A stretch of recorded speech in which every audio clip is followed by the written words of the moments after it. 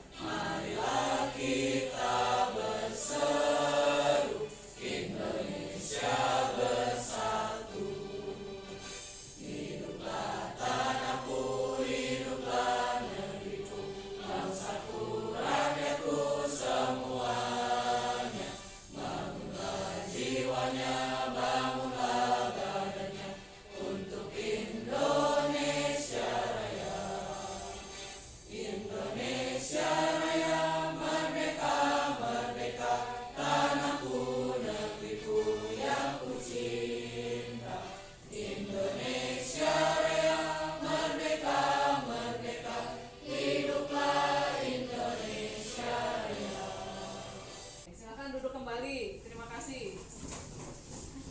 Hari ini kita bertemu lagi pada kegiatan pembelajaran yang minggu sebelumnya kita sudah melaksanakan materi Pancasila bagian pertama tentang makna kemerdekaan, hak dan kewajiban. Nah hari ini kita mau masuk ke yang kedua, yaitu kemerdekaan berpendapat. Namun kita lihat dulu tujuan pembelajaran hari ini seperti apa. Ya, minggu lalu kita sudah membahas tentang hak dan kewajiban warga negara.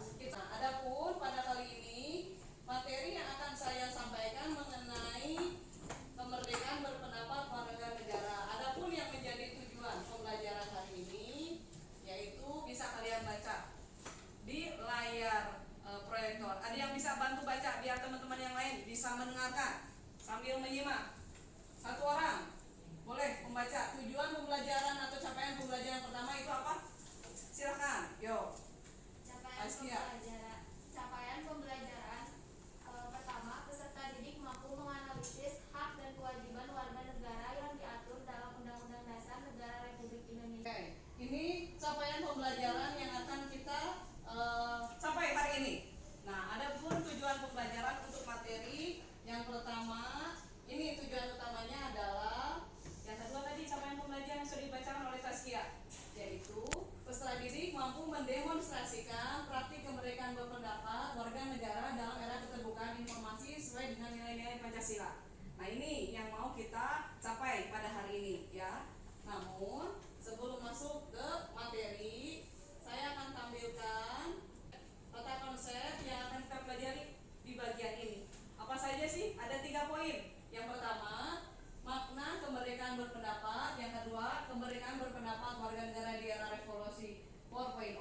Yang ketiga, problematika kemerdekaan berpendapat. Nah dari 3 ini nanti kita praktekkan. Tadi tujuannya kan mendemonstrasikan kemerdekaan berpendapat ya. Nah bagaimana seperti apa dari 3 peta konsep yang akan kita capai hari ini. Nah ada pertanyaan pertama, seperti apa contoh penerapan nilai-nilai Pancasila dalam kemerdekaan berpendapat warga negara? Ini yang pertama yang harus kita pikirkan. Yang kedua, bagaimana esensi kemerdekaan berpendapat sesuai dengan undang-undang? Yang ketiga, apa peluang dan hambatan implementasi nilai-nilai Pancasila dalam kehidupan global saat ini? Nah, dari 3 pertanyaan ini kita kupas. Apa sih yang jadi permasalahannya di Indonesia? Nah, sebelum kita mampu menjawab ini, saya akan tayangkan video tentang kemerdekaan kemerdekaan berpendapat warga negara. Silakan disimak. Kemudian dicermati.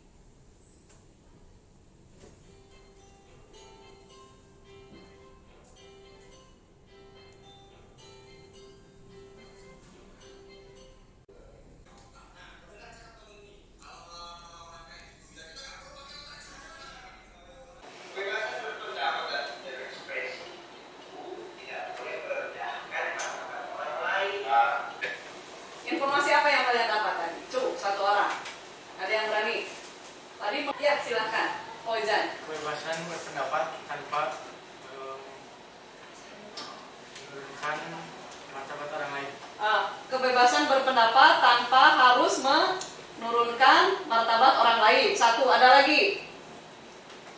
Satu yang kedua, tanggapan kalian terhadap video tadi bagaimana? Sudah memberikan pengetahuan tidak ke kalian mengenai bagaimana cara berpendapat nih? Ya, ada yang mengancam-ancam. Tadi kata temannya, hajar aja, kayak gitu ya. Tapi kata teman yang lain, jangan, kita punya undang-undang. Nah, menurut kalian bagaimana pendapat kalian mengenai tadi video yang ada di sini? Ya, saya Bu. Tidak menggunakan kekerasan. Boleh kita mengeluarkan pendapat? Boleh. Boleh tidak menggunakan kekerasan? Tio dari tadi cerewet di kelas, hajar aja. Boleh nggak begitu? Nggak bisa.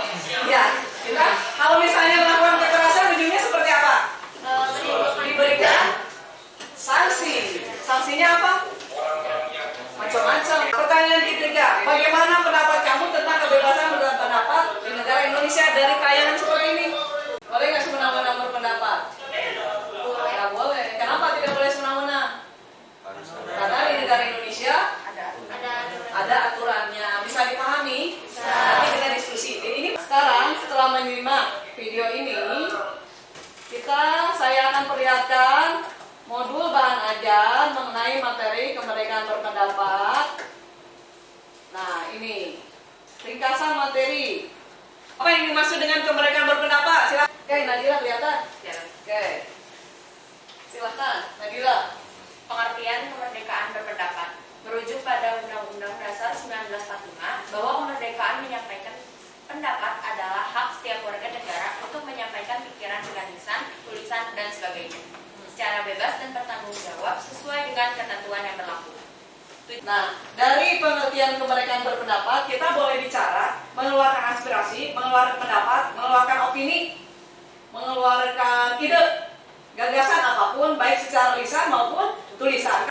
Kita negara Indonesia memiliki peraturan perundang-undangan. Seperti apa ini aturannya?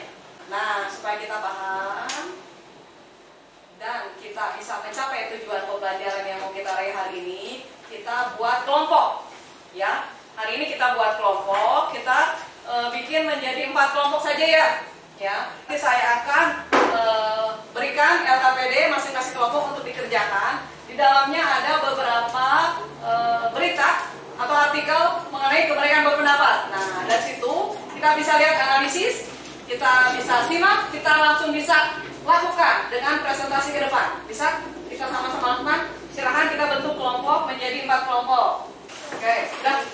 Kelompok 1 mana kelompok 1? Oke, kelompok 2. Kelompok 3. Oke, kelompok 4. Oke, ini untuk presentasi. Oke, siap ya. Kita sekarang mau menyajikan hasil diskusi kelompok berdasarkan LKPD. Tapi biar seru dan bikin hidup jantung, kemarin kita pakai taubistik ya. Spin wheel. Siap ya? Siap tampil ke depan? Semua yang hasil diskusi LKPD-nya sudah dibuat dalam bentuk PPT. Kalian nanti mempresentasikan hasil analisis dari LKPD. Kemudian yang presentator memberikan kesempatan kepada audiens untuk menanggapi apapun itu. Boleh pertanyaan tidak? Boleh, silakan. Oke. Bismillahirrahmanirrahim.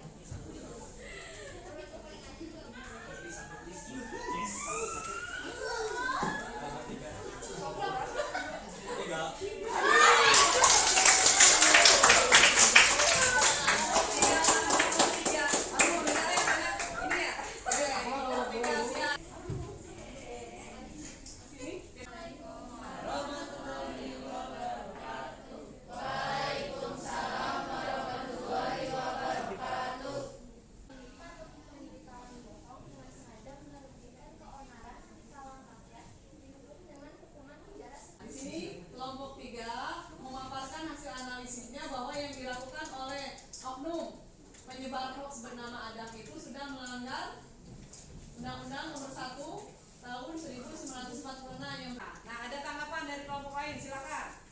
Ada yang berani kasih tanggapan, ayo, mengenai berita of analisis dari kelompok 3. Silakan. Upaya sama kelompok 3 itu kan upayanya itu dari pemerintahnya. Kalau misal upaya dari masyarakat itu sendiri gimana?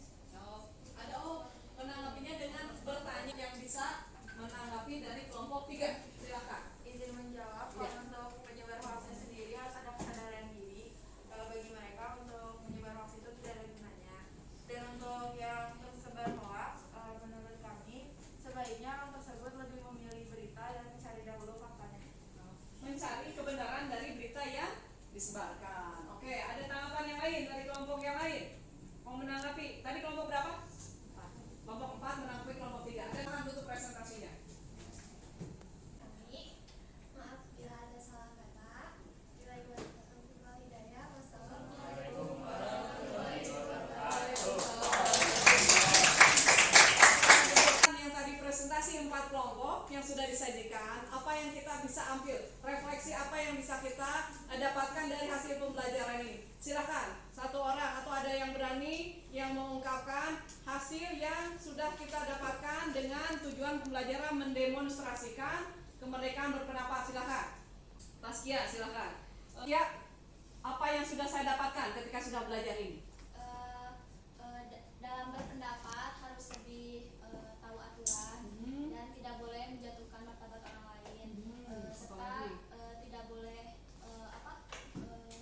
menghakimi satu berita.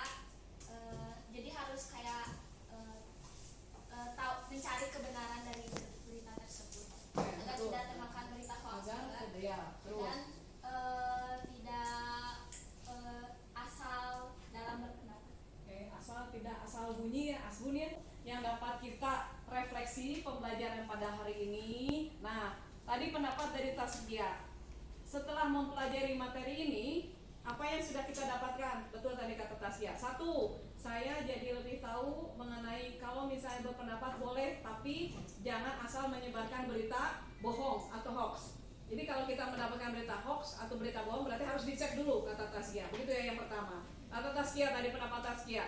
Yang kedua, ketika kita berpendapat boleh, ya kan namanya juga kemerdekaan berpendapat di Indonesia. Tetapi tetap harus mengikuti aturan-aturan yang berlaku di Indonesia. Betul. Nah sekarang setelah mempelajari materi tentang kemerdekaan berpendapat ini, ada dengan tujuan pembelajaran. Nah kita ucapkan hamdalah bersama-sama. Alhamdulillah.